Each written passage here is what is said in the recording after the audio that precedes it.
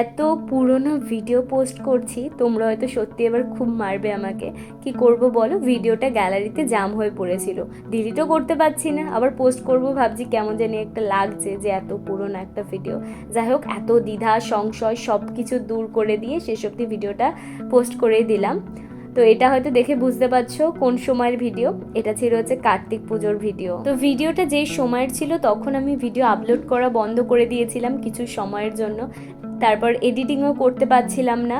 তো সেই জন্য এই ভিডিওটাও গ্যালারিতে আমার পড়েই রয়েছে, আপলোডও আর করা হয়ে ওঠেনি। যেহেতু কার্তিক পুজো একটা অকেশনের ভিডিও, তাই আমি আর পরে আলাদা করে আপলোড করতে চাইনি, যদিও এখন করলাম। তো যেই সময় হচ্ছে কার্তিক পুজো হয়েছিল সেই সময় আমার শরীরটা ভীষণ খারাপ ছিল, তো সেই অবস্থাতেও গিয়েছিলাম একটু ঠাকুর দেখতে যাতে মনটা একটু ভালো হয়ে যায়। তো এবার আসা যাক হচ্ছে ঠাকুর দেখার পালায়। তো আমরা গিয়েছিলাম বিসর্জনের দিন বাঁশবেড়িয়াতে। তোমরা কে কে গিয়েছিলে বাঁশবেড়িয়ায় ঠাকুর দেখতে অবশ্যই কিন্তু কমেন্ট করে জানিও। তো আমরা প্রথমে দুটো প্যান্ডেল দেখলাম, যেটার কালারিং মানে লাইটিংটা খুব ভালো ছিল, ঠাকুর দুটো বেশ ভালো ছিল। আর নেক্সট হচ্ছে আর একটা প্যান্ডেলে এখন ঢুকেছি, এখানে রয়েছে হচ্ছে নটরাজের মূর্তি। এবার যাব আমরা ডিরেক্ট হচ্ছে বড় মাঠের দিকে। আমরা প্রত্যেক বছর কার্তিক ঠাকুর দেখতে গেলে কিন্তু প্রথমে দু একটা প্যান্ডেল দেখার পর ডিরেক্ট মাঠে চলে যায়, আমরা খুব একটা বেশি আর ঘোরাঘুরি করি না। আর এই মাঠে এসে মেলাতেই ঘুরি। এই দেখো চলে এসেছি বড় মাঠে। তো প্রথমেই ঢোকার মুখে কিছু রাইডস দেখলাম, যেগুলোতে একদমই উঠি না, খুব একটা ওঠা হয় না। উঠেছিলাম অনেক দিন আগে, মনেও নেই কখন উঠেছিলাম। যাই হোক, তো এখানে একটা নটরাজের মূর্তি রয়েছে, প্যান্ডেল রয়েছে বড়।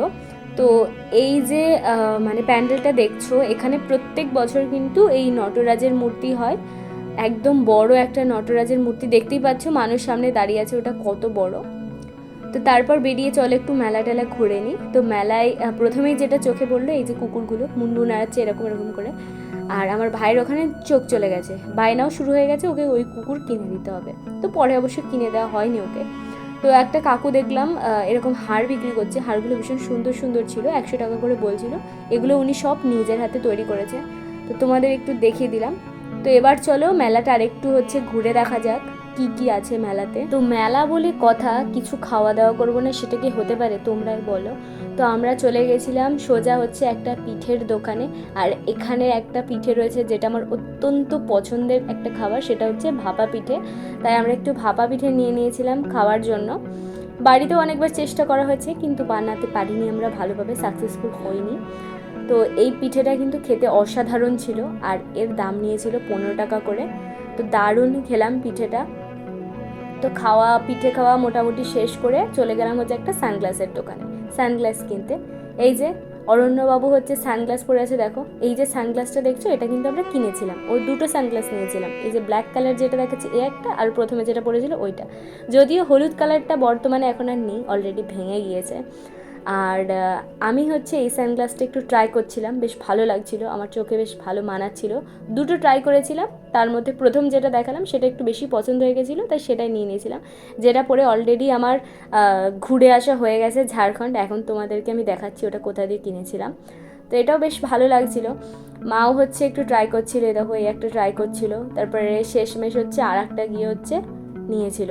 তো আর বেশি বক বক করবো না, আর যা যা দেখেছি চলো তোমাদেরকে একটু দেখিয়ে দিয়ে আসি।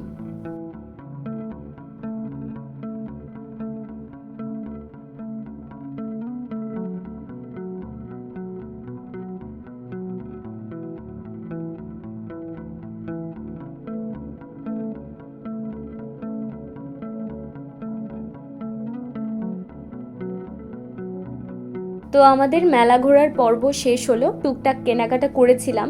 তবে কি কি কেনাকাটা করেছিলাম খুব একটা মনে নেই, বাড়িতে দেখতে হবে কি কি জিনিস আছে। তো শেষে হচ্ছে আর একটা প্যান্ডেলে গিয়েছিলাম, সেটা হচ্ছে এই যে দেখো সন্তোষী মায়ের প্যান্ডেল। তো তারপর সেখানে থেকে হচ্ছে একটা রাইডসে ভাইকে তুলে দিয়েছিলাম এই মিকি মাউসগুলোতে, কিন্তু বেচারা না ওঠার পর আর যেতে পারছে না, ভয় পাচ্ছিল। তো এইখানেই হচ্ছে আমাদের ঘোরাঘুরির পর্ব শেষ হলো, আর এখানেই আমাদের এই ভিডিওটা শেষ করছি।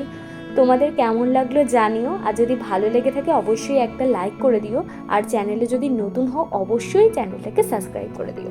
থ্যাঙ্কস ফর ওয়াচিং বন্ধুরা, টাটা বাই বাই।